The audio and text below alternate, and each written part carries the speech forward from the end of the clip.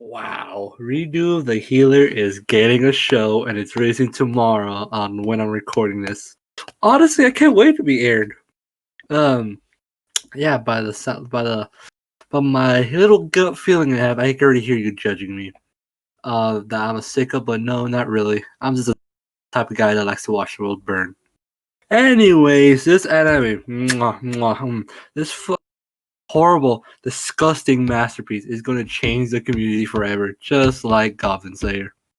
But honestly, who cares? People have been warning about this light novel series. I can't speak right now, but I'm gonna keep in here because I don't give a fuck anymore. This light novel and manga series for about a good time now. Like I think about last year.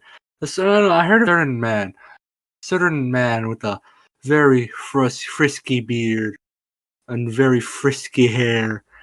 But I don't know who knows. People would get a surprise. Yeah, you can say I can't speak.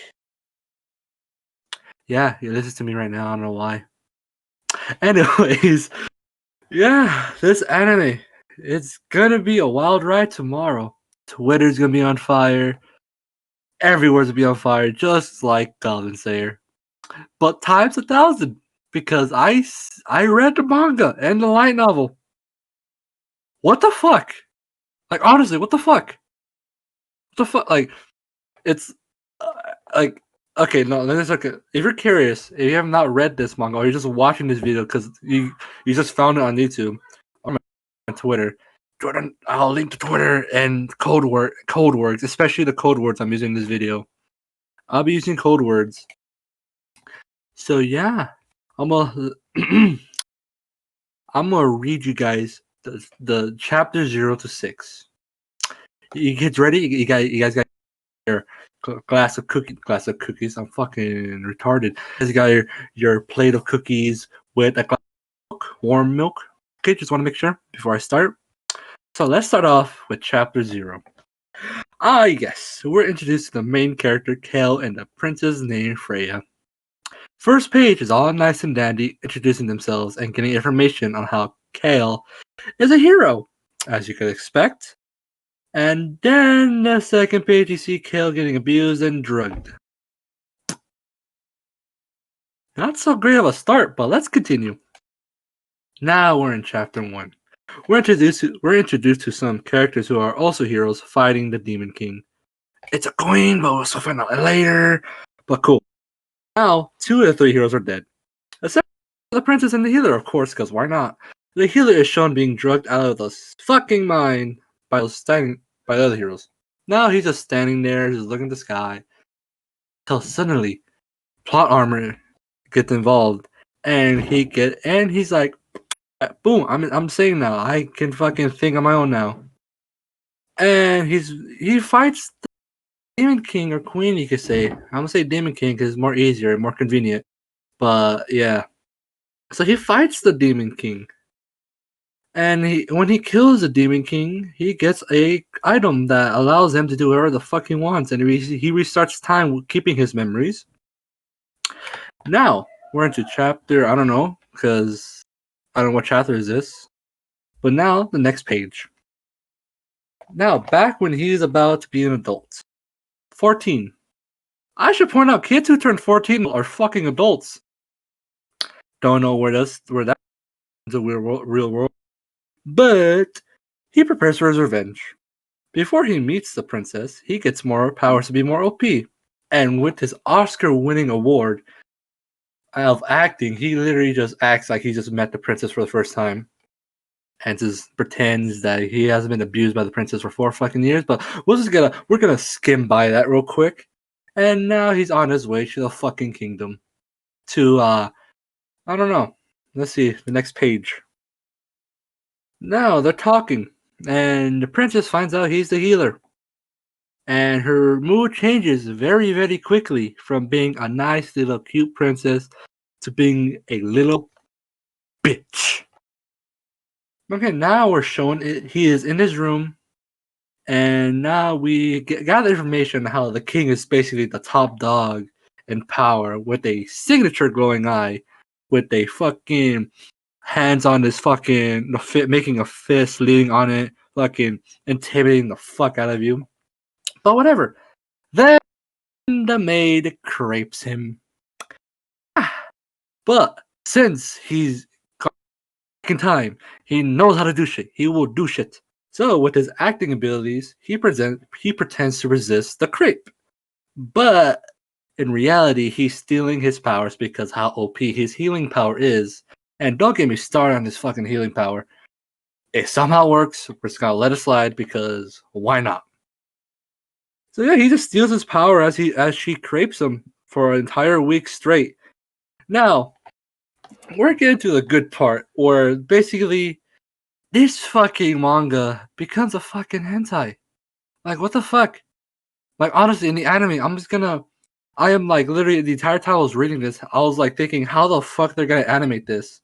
Until I heard there'll be two versions of it, one censored and one uncensored. I bet you know what I'm watching.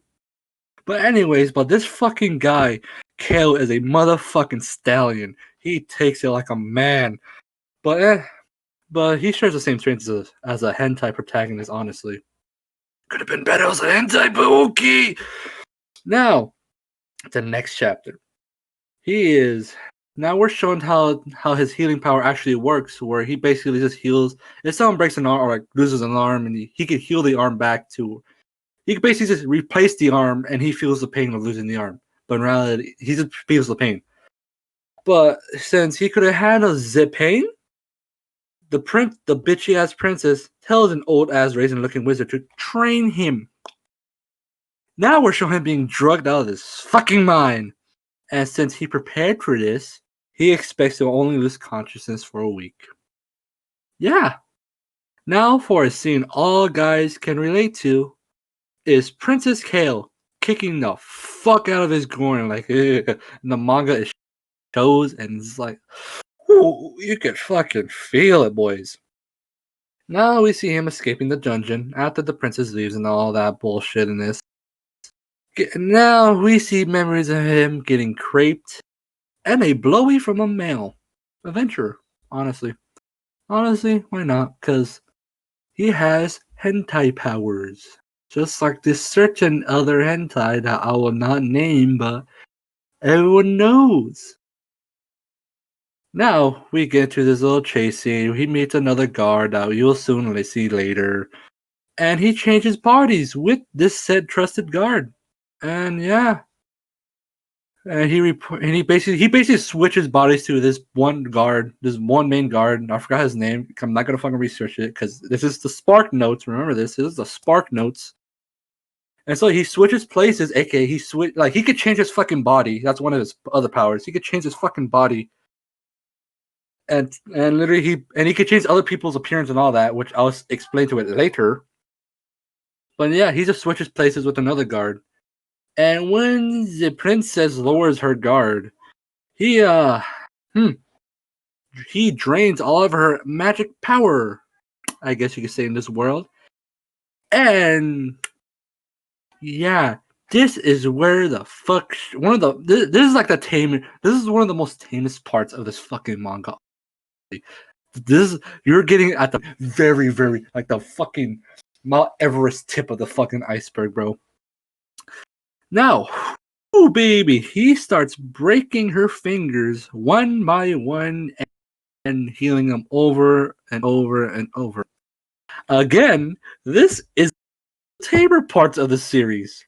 Yeah. Now Kale is about to deflower said bitch princess, but she refuses because she's getting craped.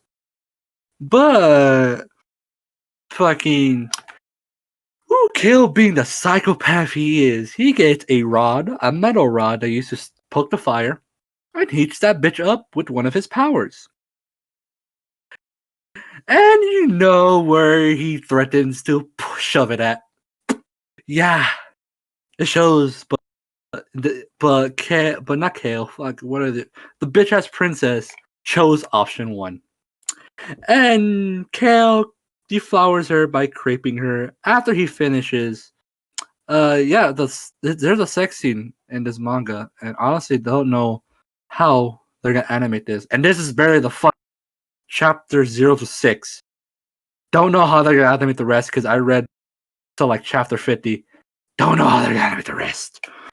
So yeah, he finishes inside. Just saying, and warps her appearance, erase her memories because he wants him. Because his main goal is to basically just fuck up the princess's life. Because for 4 fucking years he's been being craped and abused. So yeah, that's his main goal. Yeah, this chapter. Not these chapters. Yeah. Honestly, this should have fallen into a category of a hentai. And honestly, this hentai, it was a hentai. Fuck, 7 out of 10. Not into the crape. I meant crape. The crape category, but I guess 7 out of 10. It was a hentai. 6 out of 10 for as a actual anime series. But on a serious note, this is a smart note. I'm just giving my thoughts on the first couple chapters of the manga. But honestly, because this character Kale, since 14, I'm talking about his first actual rodeo on this shit. Because when he was 14, he was basically fucking abducted by this princess, and for 4 straight fucking years, this guy has been getting craped, abused, and drugged for 4 straight fucking years, and basically being a fucking dog to the princess, like fucking a full on straight ass dog. Like he's wearing an actual collar and everything. It's fucked up. And at some points in this manga, you're like, yeah, fuck those people, they deserve it. But at other times, you see Kale's what he does to these people, and you're just like, ooh, yeah. But honestly, I could kind of get it because, like I said, he's for 4 straight fucking years, he's been raped, abused, and drugged out of his fucking mind. And honestly, this manga, anime, whatever you want to call it, it's interesting. It has an interesting concept. I mean, it's not for the faint of heart. It is not for the faint of heart. Like, do not watch this or read or do anything with this series at all. Just avoid it entirely because this series is an actual. It's not even on the edge. It's fucking off the cliff. It's literally just going straight down to hell. And honestly, I just can't wait for it to be just see how it goes.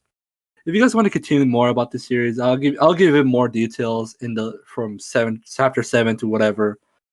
Just like, subscribe, do all the little shit you do, or whatever. I don't care what you do. Just go search it up on the toilet while you're at it. It's basically a mentai. You could just fucking beat it off like an ape you are. Well, anyways, this is Karma Super signing off.